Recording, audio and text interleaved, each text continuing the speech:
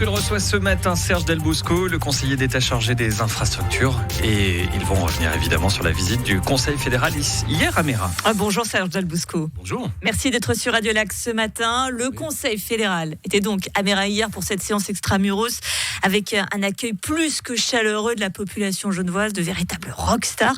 Vous, qu'est-ce que vous avez dit aux conseillers fédéraux ? Vous n'auriez pas quelques subsides pour la traversée du lac ? On a parlé d'un certain nombre de choses, mais surtout, on les a remerciés d'avoir répondu à notre invitation. J'avais invité Monsieur Cassis, qui, il y a une année, était vice-président, pour cette année de présidence, de venir faire la séance extramuros. Ils en font une chaque année depuis 2010, dans un canton en dehors de Berne. Et puis, on les a invités. Et puis, ils ont répondu favorablement à notre invitation. Et comme Monsieur Cassis a placé son année de présidence sous le signe de l'innovation et de la diversité, eh bien, ça s'imposait d'aller dans une commune comme Meyrin, puisqu'ils ils ont tenu leur séance au CERN le matin, puis ensuite, on a été accueillis avec le Conseil d'État, le Conseil fédéral, par une population en liesse, dans le nouveau quartier des Vergers. Ça fait vraiment extrêmement plaisir, et je peux dire vraiment que le Conseil fédéral était impressionné par cet accueil. Je l'étais moi-même aussi. C'était très chaleureux. Et finalement, c'est juste extraordinaire de constater ça. On est toujours un peu subjugué par finalement les habitudes que l'on a dans ce pays pour le gouvernement, le président de la Confédération de se mêler à la foule. Mais alors là, c'était vraiment plus que se mêler. C'était presque un accueil de rockstar. Et c'était vraiment très, très, très sympathique. Voilà. Et puis évidemment, après, on a pu discuter ensuite avec eux de choses tout à fait sérieuses au demeurant, mais tout à fait agréables. Des dossiers qui ont avancé ?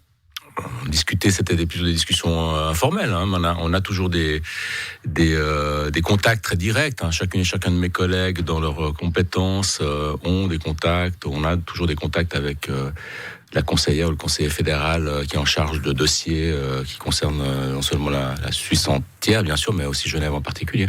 Alors, vous avez accueilli hier le Conseil fédéral. Il y a quasiment un an, c'était Joe Biden et Vladimir Poutine. Serge Delbousco, le président le plus chanceux de cette présidence tournante du Conseil d'État.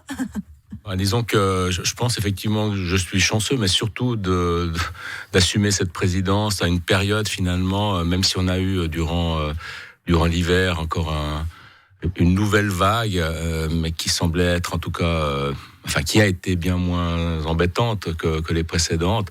Puis c'est vrai qu'on a eu au cours de cette dernière année, en tout cas, un retour à une forme de normalité, non seulement pour la vie de tous les jours, mais également pour tout ce qui concerne les activités, aussi les activités politiques. Je crois qu'on a, mes collègues et moi-même, on a des agendas très, très vraiment très dense, très chargé. Vous retiendrez quoi cette année de président de Conseil d'État ? Alors, une année, je pense que cette fonction, maintenant on est revenu au système de la présidence tournante, ce qui est une excellente chose.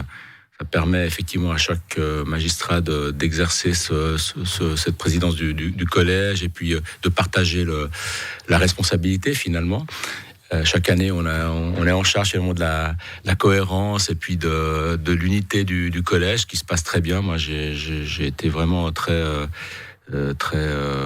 intéressé et touché aussi par cette présidence. Puis évidemment, tous ces événements que vous avez mentionnés, ils arrivent tous pendant cette année. J'espère qu'il y en aura évidemment bien d'autres pour les suivantes. Force est de constater qu'il y a eu de ce point de vue-là aussi des occasions de mettre en avant Genève.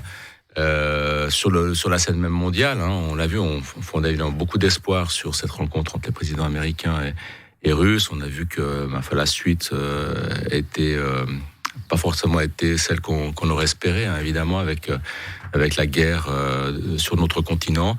N'empêche que Genève, et le Conseil fédéral d'ailleurs, on est évidemment plus que conscient, puisque nous sommes une pièce maîtresse de la politique extérieure, politique étrangère de la Suisse. Et vous avez envie de continuer à jouer un rôle dans cette pièce maîtresse de la politique de la Suisse. En clair, est-ce que vous voulez continuer l'aventure au Conseil d'État ?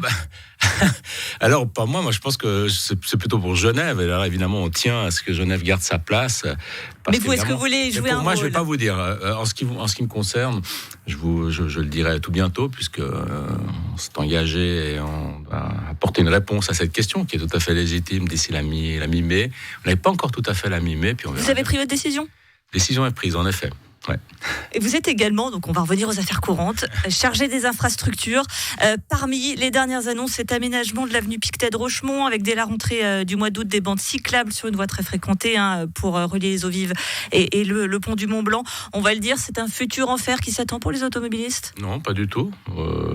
C'est quelque chose qui est absolument indispensable. D'ailleurs, je note que des organisations comme le TCS a plutôt salué cet aménagement, ce futur aménagement.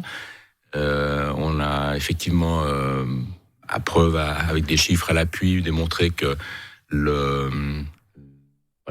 les obstacles, en tout cas la gêne pour les automobilistes serait tout à fait limitée, même inexistante. Donc on a simplement repensé. Pourquoi ça n'a pas été fait avant alors ? Vous savez, c'est la chose que je me pose, la question que je me pose très souvent, pourquoi les choses ne sont pas faites avant. Puis lorsqu'on essaie de les faire pour rattraper les choses, comme on l'a fait par exemple en 2020, parce qu'on n'avait pas fait grand-chose, à dire la vérité, de retard à rattraper, on dit mais vous êtes allé trop vite, vous avez fait tout ça pendant une nuit, c'est scandaleux, etc. Ce serait la bande cyclable de Georges Favon dont vous parlez. C'est exactement ça à quoi je pense. En général, quand je suis arrivé dans cette politique publique il y a maintenant 4 ans, j'ai juste constaté avec effroi que tous les dossiers, finalement, ils traînaient pendant une année, voire 2, devant les tribunaux, parce que si c'était pas les uns qui recouraient contre un aménagement plutôt favorable à la mobilité douce, c'était les autres qui recouraient contre des aménagements qui étaient plutôt favorables à la mobilité individuelle, et donc ça va pas. Et fondamentalement, si on veut changer quelque chose, faire évoluer les choses, elles doivent évoluer vers quelque chose de plus rationnel. Très clairement, il y a une densité de voitures qui est beaucoup trop grande, en tout cas au centre-ville. Si on compare avec plein de villes qui sont des villes au demeurant prospères, on a encore beaucoup de retard. Donc il faut réduire ce trafic, il faut offrir des alternatives, en particulier pour le vélo. Là, sur cet axe-là, il n'y a aucun cheminement possible. Je veux dire, vous êtes à vélo sur cet axe, Pictet de Rochemont, c'est vraiment extrêmement dangereux. Et puis tout ça au bénéfice finalement aussi de l'activité économique, parce que l'économie et les entreprises n'ont aucun intérêt à avoir leurs voitures, leurs travailleurs, leurs livreurs, etc.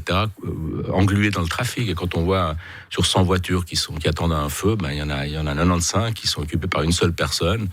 Ce sont des personnes qui se déplacent, qui vont travailler certainement, mais c'est pas du trafic professionnel.